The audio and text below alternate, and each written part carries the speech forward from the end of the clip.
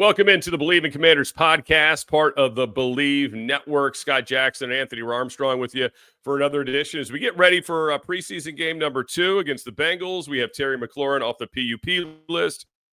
We're going to have a special guest coming up here in a few minutes as well, we hope. But Anthony, let's tell the folks what they need to do to support us in our fine cause of bringing you as much Commanders coverage as possible. Hit my Cash App, y'all. Hit my Cash App. It's the same as like, comment, subscribe. You know what it is. Share it with somebody and share it with a friend who's going to be at the game on Monday night because I'm going to be there. And I've already sent out tweets, and I'm going to be walking around with my friend Jerry, and we're going to try to see as many of y'all as possible and catch the game and hopefully catch a Commanders W. Yeah, so Anthony will be in the house, so check him out there at Rated Armstrong on the X. You can follow me at Jackson Sports as well.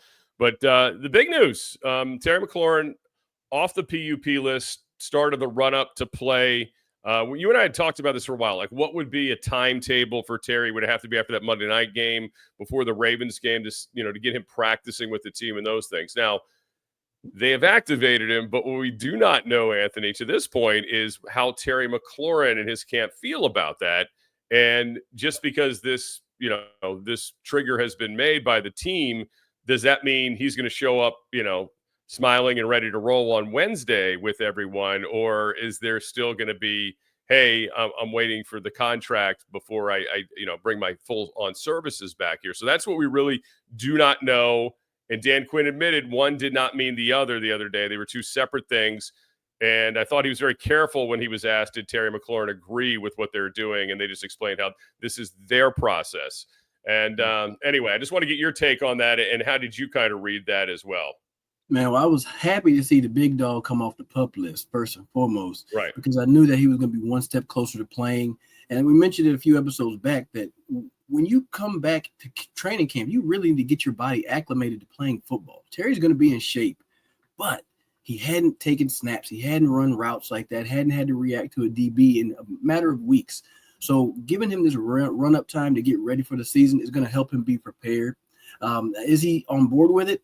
I don't know. I think ultimately deep down, Terry wants to be out there with his guys. And when you leave the game, that's what you miss the most, being out there battling with your boys. So I'm sure he's excited about that part of it. But, hopefully there's not too much on the field time before there's a new contract that's, dropped. And I've heard people, go back and forth. They're speculating they're going to announce it before the Monday night game. That way you get some national attention. They give Terry some love. So I'm excited for that. Maybe I can break it from down on the field. If I run into Adam Peters, I'm going to ask him, hey, man, what's the deal? We going to get this done tonight or what?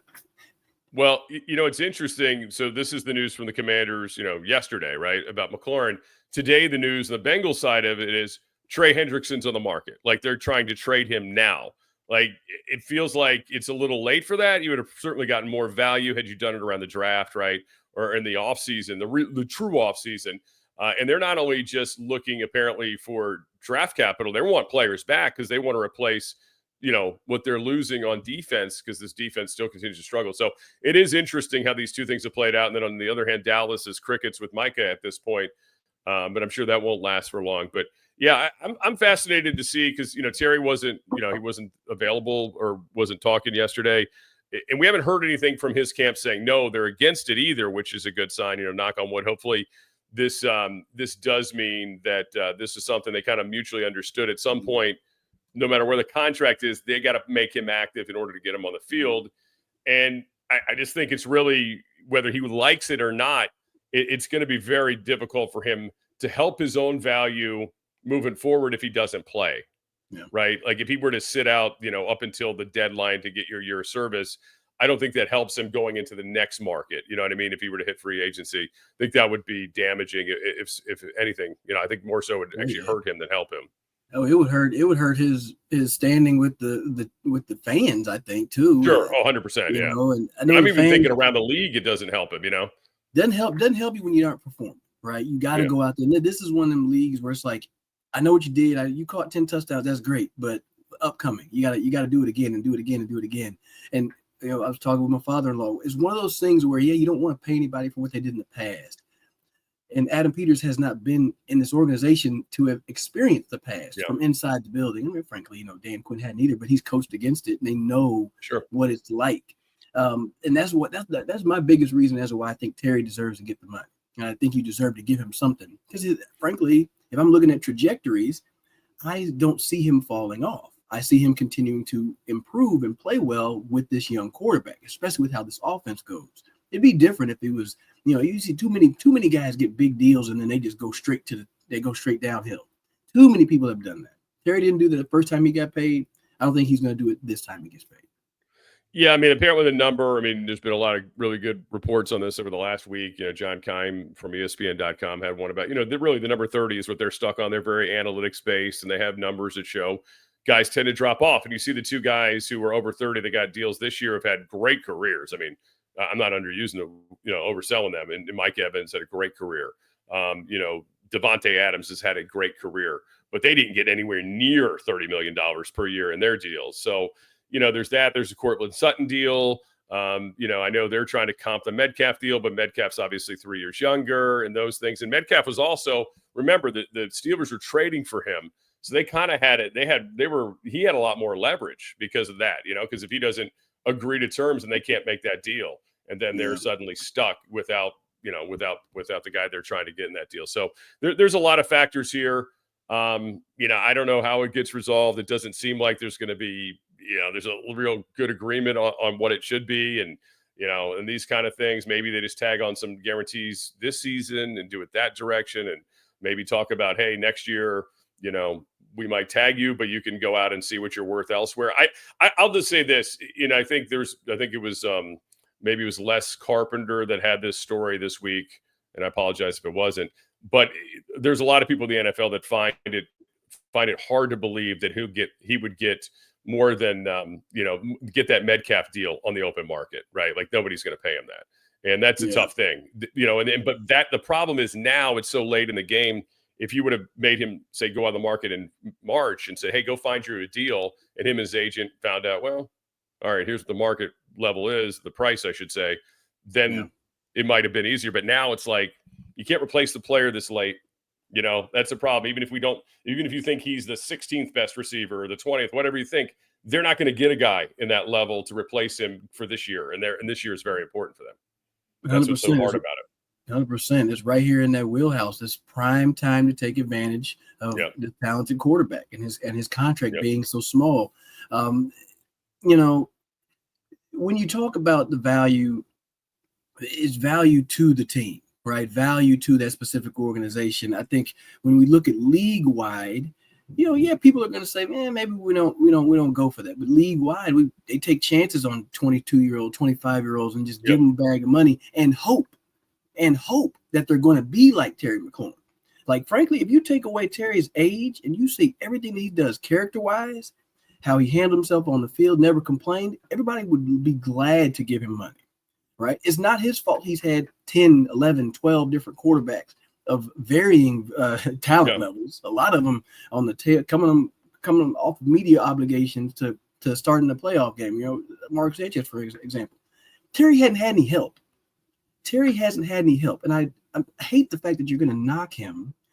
Well, you're 31. It's like, so what? But I'm balling right now, right? Take advantage of your guy that's balling. Take care of your guy. Keep him in the building, because it's never good to set the standard of how you're going to handle your players. Now, younger players are going to think, well, is this team going to, are they going to do this with me when I turn 30?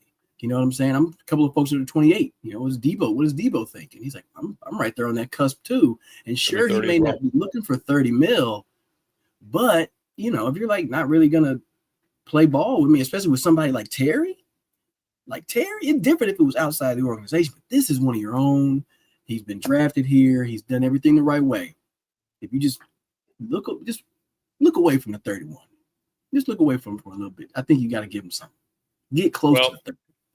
If finding a great candidate for a job is kind of like NFL GMs or pro football GMs trying to find franchise type players, there's probably more misses than hits. Well, we got a great thing for you. ZipRecruiter. ZipRecruiter finds amazing candidates for you fast. And right now you can try it for free. That's right, free at ZipRecruiter.com/audio. ZipRecruiter's smart technology identifies top talent for roles quickly. Immediately after you post your job, ZipRecruiter's powerful matching technology starts showing you qualified people for it. ZipRecruiter lets you connect with top candidates ASAP. You can even pre-write an invite to apply message personally to reach out to your favorite candidates, encourage them to apply sooner. Don't pro football teams wish they had this. They get to send it out to people and say, hey, apply for this job. We need you. And then you're a franchise changing player. So ditch the other hiring sites and let ZipRecruiter find what you're looking for. The needle in the haystack, that franchise player for your company. 4 out of 5 employers who post on ZipRecruiter get a quality candidate within the first day. You can try it for free with the exclusive web address, ziprecruiter.com/audio. Again, that is ziprecruiter.com/audio. ZipRecruiter, the smartest way to hire. Love it. I love it. ZipRecruiter taking it in Commanders the podcast. Hard work out there. They're taking the hard work out That's of right. it for you. Out of the Believe Network. Tomorrow's game or Monday's game by the time you hear this, perhaps tonight's game, the Commanders and the Bengals. FanDuel has, not surprisingly, the Bengals favor. They've been playing their starters. They're trying to reverse what they've been doing in the past, which is getting off to these slow starts. So we'll see probably a good amount of Burrow and Chase, which I think is great. I don't know about you. I mean, because if Lattimore plays, but Trey Amos, right? Like Trey Amos getting an opportunity to match up with Chase would be tremendous. Yeah, I'm looking forward to see all those young guys. I'm looking forward to seeing the secondary get into it because those are premier matchups, right? You've gone against Debo and you've gone against Jalen Lane and the rest of your team. Obviously, they had one preseason game in the mix, but now you're going against what people would say one of the top quarterback receiver duos in the league. Where are our players going to look? I had a list of what Dan Quinn was having who weren't going to play in the game. So our few starters. You're not going to have Bobby Wagner, Von Miller, Zach Ertz, Laramie Tunsil. Cosme's not in there. No Coleman. No Terry. No Noah. No Mariota. No McGee. No John Jones or no Javonte Jean-Baptiste. But they did not mention Lattimore. They didn't mention Sanders still. So those guys are going to get out there. When I'm watching at Northwest Stadium, I'm watching the defense. Jaden's going to play, so I want to see that young guy go out there and operate. But I'm really focusing on that secondary because that's going to be the biggest matchup, and just seeing how that thing plays out. Like you mentioned over there at FanDuel, 3-point dogs are Washington, but they have a couple of quick bets. One, since this is preseason and wonky things happen, I'm kind of digging the Washington Commanders to score a safety at a plus 10,000. Like, why not? Why not? How what I mean? crazy would that football. Be? Hey, look, all it takes is a bad snap, goes over Burrow's head. Next thing you know, we got a safety, and you are sitting with a plus 10,000 win for the fact that the game is going to be 2-0 at the end of the first quarter. Could you imagine that? Tressway pins him back, and you're sitting there like, oh my God, I made this safety bet. Like, what's the chances of that's happening, right? And they're out of their own end zone, backed up, right? That would be hilarious. That would be hilarious. But I think these are the games that, for me, this would be the game where you try to get more people out there playing, but teams are switching up how they roll these things out there. So competition will be high. This is more like preseason game number 3, right? When you play, this is kind of preseason 2 has become 3, 4, or 3 is what 4 was, which is guys that are just really last chance, show the world what you can do, opportunities, or if you're the third string quarterback, really your last chance to probably touch the field for another full year. You hope. Like the teams never want their third guy out there ever. Please don't let him play. Goodness. They just sit back holding the clipboard and they're like, man, I remember preseason football. I got 150 snaps. Now I don't get any. That's tough.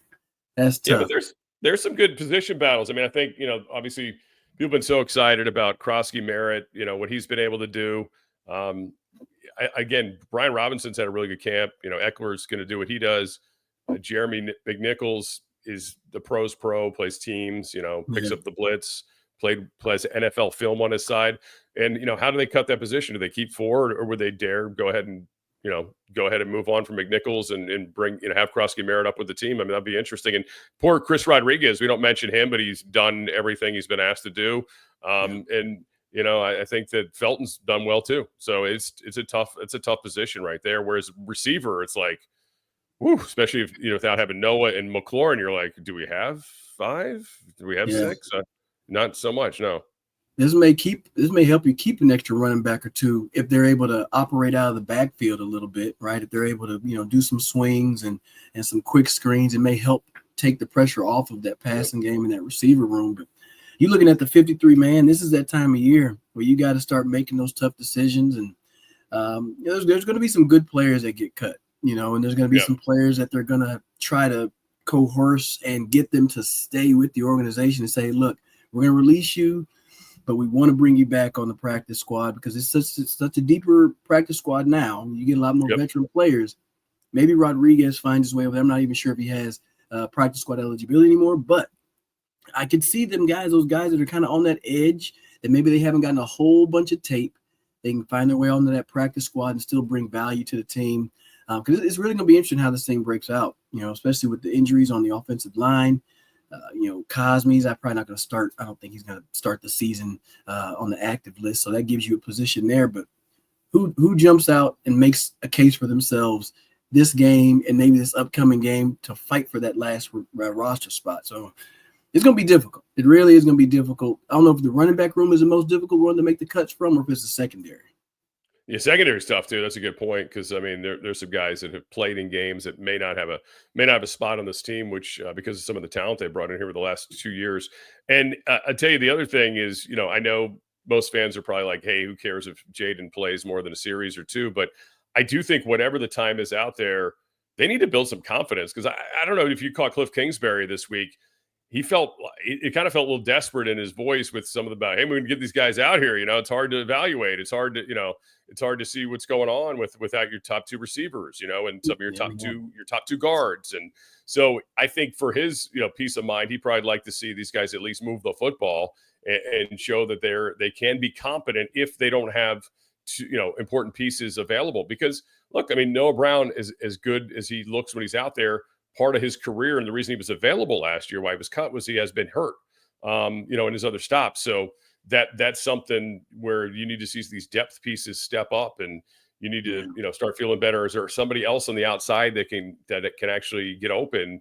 Not named Terry McLaurin once he's here. So that's the thing that I think is probably got to be a big concern. And of course, like you said, just the depth pieces, whether it's you're talking about guard, tackle. I mean, that's always important. Yeah, 100%. This is one of those offenses where it's like you need everybody out there to operate in one beat, one sound. To quote what was that? What was that movie with Nick Cannon?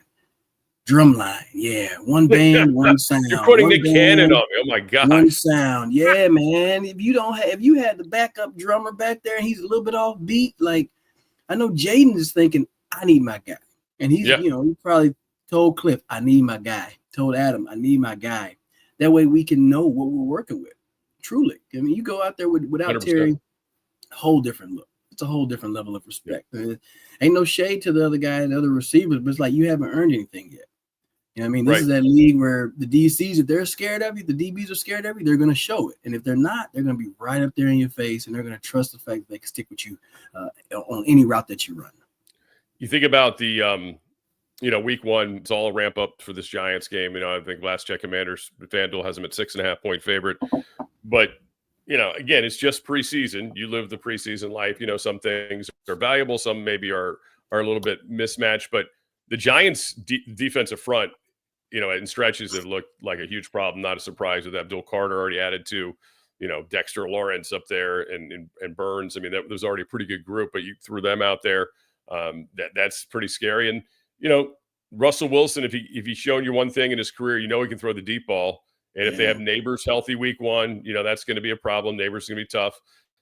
So they're able to do that. Darts look good. I don't think we'll see him the first time they play each other. Maybe by the second meeting. But you can't sleepwalk into this thing, right? I mean, you can't sleepwalk into week one thinking, hey, we're at home. We're this team that won 12 games last year. Like, it doesn't matter anymore. You could get beat any week. These Giants games have always been very, very challenging for the Commanders and the Redskins and the Washington football team. Whatever you want to, whatever the version was, it's always been the hardest games. Always. 100%. And you don't want to start the season off dropping one to a division opponent. Yeah. You know what I mean?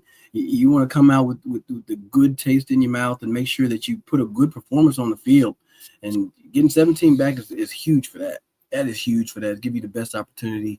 But I'm paying attention to what New York is doing quietly. Yeah. Just quietly, because as soon we're going to be having to break that thing down. I'm believing Commanders, and y'all are going to be here tuned in with us to get our analysis, and we'll probably get somebody from the Giants side of things to come over here and chop it up with us. But it's almost too, you don't want to look too far ahead because there's a lot of pressing issues that we need to know right now. Right, we not even sure what this team is going to look like in its final form because you don't have all the pieces just yet. So I'm intrigued, to say the least. I'm intrigued. Yeah, and I'm excited too, but I'm also a little bit worried, right? Because if this McLaurin thing drags into next week, where he's like, "Yeah, that's great, you guys activated me," but if there's any of that goes on from the negotiating standpoint, and there's not a new contract, then I'm like, "Uh-oh." If it's not resolved, because then that pours into regular season, because basically after they flip off the switch, tomorrow night after they play that game, they're already thinking about the cut down. Although they don't have to do it until after the Ravens game, but you know how that goes. So that they've got to really have a good feel for, okay, is he going to just come back in and start working without this contract, or are we going to get this contract? So that's the only thing that has me a little like, okay, let's see what the next step is here. It's nice the team said this yesterday, but now the players got to respond to that. Yeah, I want Terry to show up and be there, and then week 1 to absolutely ball out. That way they have to give him the bread. You know what I mean? Like I'm a guy I've always had to prove it in my career, and I think Terry's had to prove it. Like you came in this thing 3rd round, they didn't even think you were going to be a receiver. Next thing you know, you're the starter.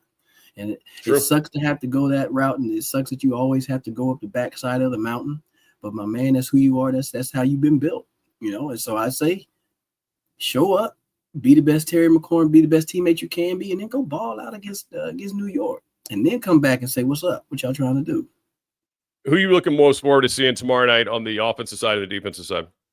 Oh, I want to see Jalen Lane in person. I want to see what type of electricity he brings to that offense. He's getting behind people, getting behind the DBs on our own team. I want to see what he does on the offensive side. And then I've been excited about Bill Merritt as well. I want to see what Krosky Merritt does, what he brings to that offense. And those 2 young guys should be pretty enticing and exciting to watch. Also, I want to see the growth of Luke McCaffrey. You've seen a little bit of words and messages about him. I want to see what he does in this game.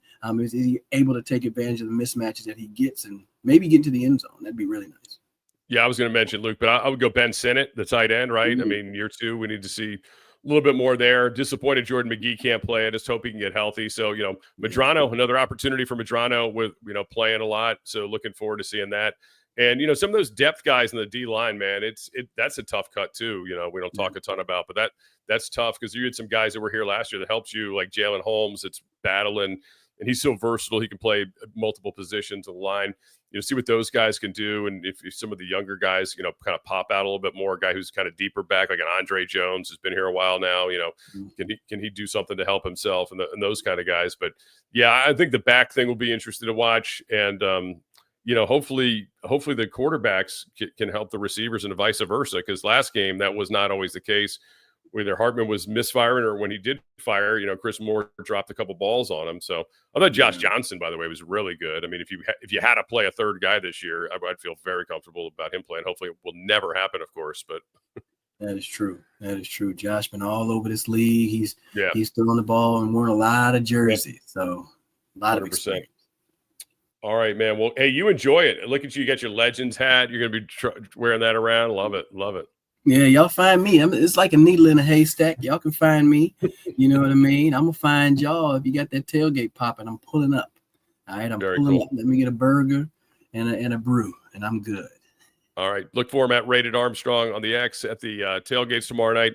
You can follow me at Jackson Sports, Believe in Commanders podcast, part of Believe Network. We'll be wrapping this sucker up probably with you on Wednesday, so I'll look forward to doing that and talking hopefully about some good things and maybe a done deal or at least a Terry McLaurin coming on the field soon. Absolutely. I'm looking forward to it. Y'all stay tuned. Catch y'all on the next episode.